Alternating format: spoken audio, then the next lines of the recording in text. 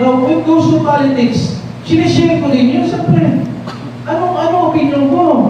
Puro lang kayo dyan, Bibisara. Paano lang yung mga baha? Paano lang yung mga mahal na mapakain, hindi nyo pilitingan? So, fake news yun? Hindi fake news yun. Masakit na yun. Tama yun eh. Totoo yun eh. So, nasali tuloy ako dito. Sa Camarines. And yung worst na plot nila, plot twist. Ito yung China, WPS, yung kanilang Pogo, dito kami mga vloggers. Ang ginagawa nila ngayon, ipagsama yung dalawang topics. Parang North and South, iisa mo, naiisa yung North and South. Kasi alam nila, karamihan ng Pilipino ayaw ng Chinese. Ayaw ng Pogo. So parang ayawan kami, para huwag na tayong makinig sa aming opinion, Pogo daw kami sponsored. China sponsor daw kami. Para kung sabihin kami, hindi na mag-effect, so mananalo na sila sa eleksyon. So this is all about election. Ganun lang po ang nangyari dito. And sino ba maniniwala? Ako po, kung kilala niyo ako, nagpapalaway sa akin, ako po yung unang mga tumira dyan sa mga vlogger na nagpapabayad para mag-promote ng sugal. Kasali na po yung mga artista, tinira ko yan. Yung mga kamukha ko na artista dyan, hindi ko lang sabihin yung pangalan.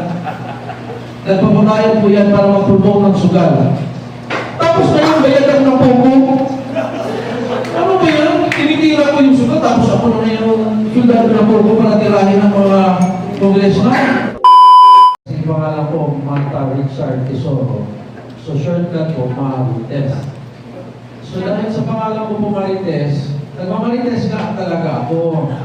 Kung gusto nyo updated, follow nyo yung Dr. Richard and Erica Mata. Going 2.6 million ako yun. Hindi ko talaga mamarites sa mga Pinoy. Showbiz, yung hiwalayan, sinishare ko yan. And mahilig talaga ako mag-opinion. Kasalanan siguro ito ni Guy, kasalanan siguro ni siguro yung mother niya, yung kung ating Olympian. Ano ba, no? May opinion natin yun. Now, when it goes to politics, sinishare ko din yun. Siyempre, ano opinion ko? Puro lang kayo dyan, Bibisara. Paano lang yung mga baha? Paano lang yung mga mahal na mapakain, hindi nyo pilitingan? So, fake news yun? Hindi fake news yun. Masakit na yun. Tama yun eh. Totoo yun eh. So, nasali tuloy ako dito. Sa Camarines. And yung worst na plot nila, plot twist. Ito yung China, WPS, yung kanilang Pogo, dito kami mga vloggers. Ang ginagawa nila ngayon, ipagsama yung dalawang topics. Parang North and South, iisa mo, naiisa yung North and South. Kasi alam nila, karamihan ng Pilipino ayaw ng Chinese. Ayaw ng Pogo. So parang ayawan kami, para huwag na tayong makinig sa aming opinion, Pogo daw kami sponsored. China sponsor daw kami. Para kung sabihin kami, hindi na mag-effect, so mananalo na sila sa eleksyon. So this is all about election. Ganun lang po ang nangyari dito. And sino ba maniniwala? Ako po, kung kilala niyo ako, nagpapalaway sa akin, ako po yung unang mga tumira dyan sa mga vlogger na nagpapabayad para mag-promote ng sugal. Kasali na po yung mga artista, tinira ko yan. Yung mga kamukha ko na artista dyan, hindi ko lang sabihin yung pangalan. Nagpapabayad po yan para mag-promote ng sugal. Tapos ngayon, bayadan ng Pogo. Ano ba yan? Tinitira ko yung sugal, tapos ako na yung sugal ng Pogo para tirahin ng mga congressman. So there's something wrong with that. Then I really agree with all of it said. Gusto ko lang itong munang i-highlight, hindi ka mention kanina. Walang point na yung meeting eh. No? Kasi ganito po.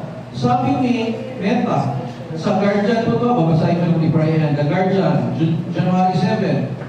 Meta will get rid of fact-checkers, dramatically reduce the amount of censorship, and recommend more political content on its platforms. Ulitin po, and recommend more political content on its platform. Worldwide po ng Facebook yan.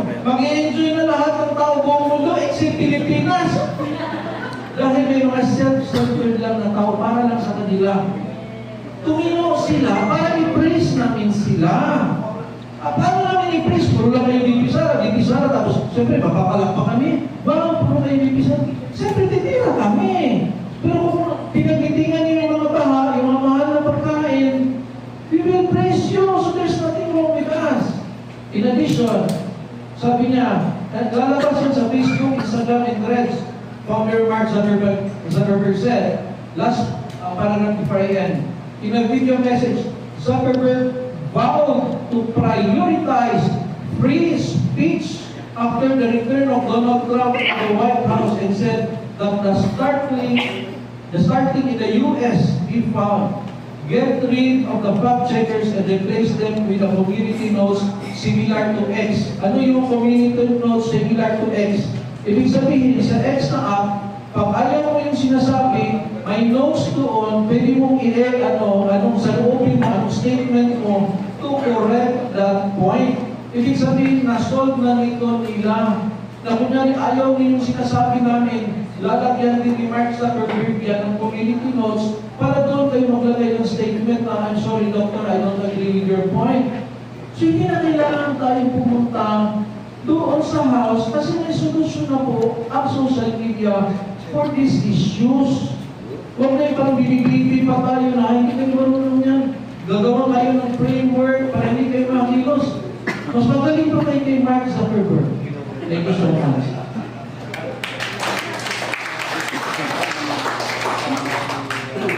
So, hi everyone, I'm back.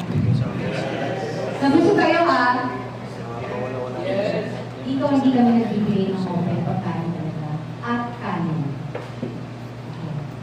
So, I'm Cathy Dina, and katulad ni Doc Mata, hindi rin po ako vlogger, hindi ako vlogger. And hindi ako influencer. Nagkataon lang kasi sabi ko nga sa mga interview ko is itinalaga ng Panginoon na mapunta ako dito sa inasan ng Panginoon. Kasi kailangan ko maging parte ng mga grupo ito na nagsasalita lamang ng katotohanan. At nakikita niyo naman po, kami po lahat may mukha, may pangalan, at hindi ko kami natatakot na magsalita sa social media. Naniniwala po ako sa kasabihang thinkers are doers. Sa Tagalog, kung ano yung iniisip mo sa kapwa mo lalong pangit, ikaw yan. Lalo na, di ba sabi nga nila, ang kakambal ng sinungaling ay magnanakaw.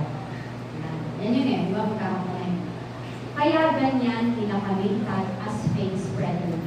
Fake news spreader. Di ba? Ganun naman palagi. Hindi niyo ba napansin? What is happening now is not about the ideology of legislation in Congress regarding freedom of speech and our pursuit of a democratic country.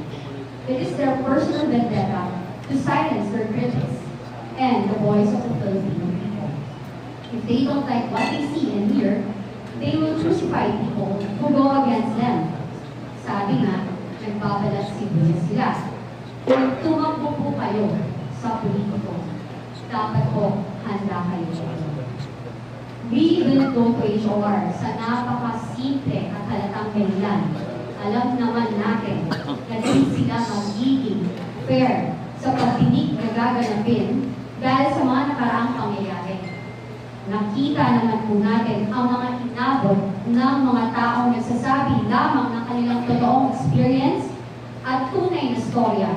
Lahat sila ay tinag ng sinungaling. Lahat sila na-demoralize, lahat sila ininsulto at hindi pinakinggan. So bakit po kami pupunta?